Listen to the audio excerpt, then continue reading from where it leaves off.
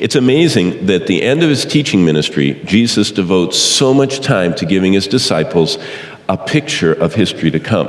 Now, when we read this, I read Matthew 24 many times, and so have you. It doesn't look shocking to us. Basically, all Jesus says is, to us 2,000 years later, something that sounds quite familiar. Jesus told them that what we know is the history of the past 20 centuries since he said this. The world would have wars, famines, troubles, and persecutions for Jews and believers. And that's just what's happened. That's all Matthew 24 says. That there'll be this ongoing, kind of mix of wars and rumors of wars, and there'll be famines, and there'll be pestilence, and there'll be persecution of believers. And that's basically the last 2,000 years. If you just back off and look, you see those elements. Now, the long, hard scope of human history is painful. That's what Jesus was saying.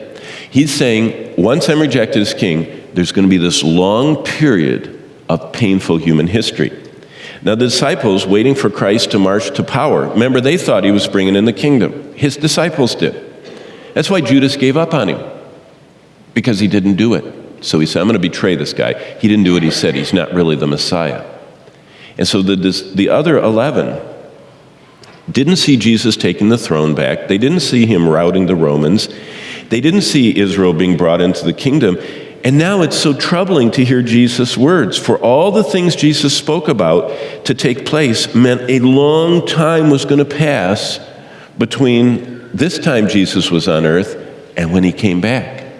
If you just look at Matthew 24, starting at verse 3, if you look at that, it takes a long time for all those things to happen that he's talking about.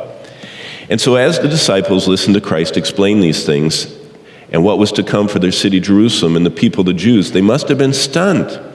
Jesus described a long, tortuous history for Jerusalem and the Jews, filled with wars, conquests, persecutions, and globally felt disasters.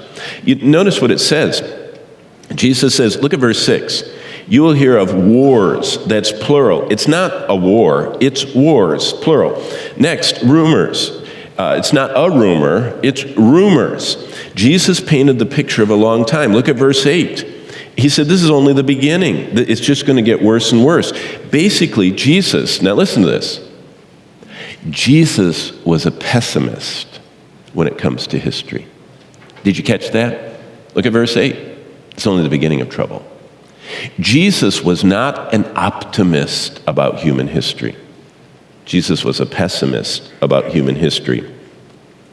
In other words, Jesus was not the theological group called the post-millennialist. You know who they are? They think the world's going to get better and better and better and better and better, and finally it's going to be perfect.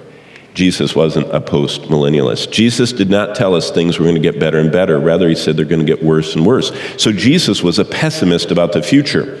Jesus said the world to come after his death, burial, and resurrection faced a barrage of false Christ. Look what it says in verse 5. Take heed, or 4. Take heed lest no one deceive you. Verse 5. Because some will come and deceive many. Look at verse 11. False prophets will rise up and deceive many. Look at verse 24. False Christs, false prophets will rise and show great signs and wonders and deceive. You know what Jesus said? You know what the future is going to be? A barrage. It's going to be a barrage of false Christs, false teachers, false messiahs, false prophets, interspersed with wars, rumors of wars, ethnic strife, and persecution of God's people. That's Jesus Christ's view of history. If Jesus was your history teacher, and he is, that's his view of history. By the way, just what Jesus said came true. Jesus said that they're going to come and destroy the temple, and they did in AD 70. By the way, there's a whole group of people called preterists, and it's very popular.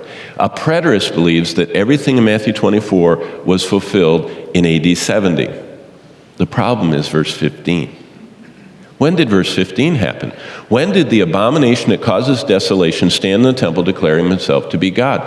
In AD 70. It didn't happen. And that's why all the tribulation events that are in the rest of the chapter also haven't happened. But all the disasters mankind has ever faced will roll on until the period when each type of disaster gets magnified to the point everyone on earth feels the horror. By the way, did everybody on earth feel the horror of AD 70? No. About 70% of the world didn't even know Jerusalem was destroyed, ever. I mean, I don't know if the Chinese ever got the word. I don't know if the people living in India ever heard that Jerusalem got destroyed. It wasn't felt. I mean, certainly South America, North America, and Oceania, and most of Africa never heard about it. But in the tribulation, the whole world feels the events. So history taught by Jesus can be summarized this way. The period between his first coming, born in Bethlehem, all the way through the triumphal entry in the cross, and his second coming, which is yet future, will be nothing but relentless troubles that will eventually reach the point of never-before-seen disasters globally. Plus, what Jesus said, and I showed you in verse 4, 5, 11, and 24, the backdrop is going to be deception. So this morning, the key element of this whole talk Jesus is giving is not about how bad the disasters and how to identify which ones are the key ones. The backdrop is deception, deception, false Christ is coming. Now, Jesus gives the only true map of the future. What you have before you, this is, and if you have a red letter Bible, all but a few words in chapter 24 are blazing red.